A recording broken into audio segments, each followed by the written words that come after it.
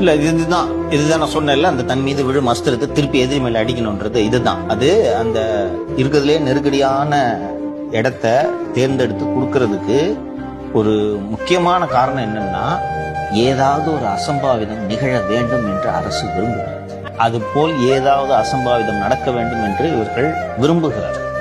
உங்களுக்கு அசம்பாவிதம் இல்லாமல் நன்றாக நடக்க வேண்டும் என்று நினைத்தால் ஒரு நிர்வாகம் என்ன செய்யும் என்றால், இருக்கிறதுல கொஞ்சம் ஓப்பன் ஸ்பேஸ் அதிகமா இருக்கக்கூடிய இடம், ஓகேவா, குரூஷியல் ஜங்ஷன் இல்லாம, டிராபிக் இல்லாம, ஒரு அவுட்டர்ல ஒரு இடத்த பார்த்துட்டு, சார் இந்த இடத்துல நீங்க நின்று பேசுனீங்கன்னா இங்க கிரௌடு பூரா எங்கிட்ட நிற்கும், ஏறுறதுக்கு பக்கத்துல மரமே இல்லை, கரண்ட் கம்பமும் இல்லை, அது போன்ற இடங்களை தேர்ந்தெடுத்து கொடுக்கலாம். இவங்க தான் 10-15 இடம் கொடுக்குறாங்களே, இவங்க வேணுக்குன்னு இதை பண்றாங்களோ அப்படின்ட்டு தோணுது.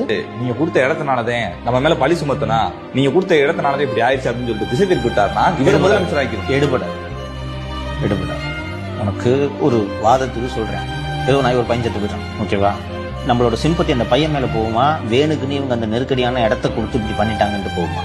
பையன் விஜய் மேல பாயிறது ஒரு வாட்டமான ஒரு விஷயமா போயிடும், கொதறிடுவாங்க. இவங்க எல்லாம் சுத்தத்தை பத்தி பேசுறதில்ல. நேற்று இந்த டிஎம்கே ஈகோ சிஸ்டம் பாத்தீங்கன்னா, விஜய் சென்ற பிறகு அங்க பாருங்கள் எவ்வளவு குப்பைகள் கிடைக்கின்றன, இப்படி செய்கிறார்களே அப்படிலாம் பேசுறாங்க. அது மாதிரி ஒரு சான்ஸ் தான் வெயிட் பண்ணிட்டு இருக்காங்க.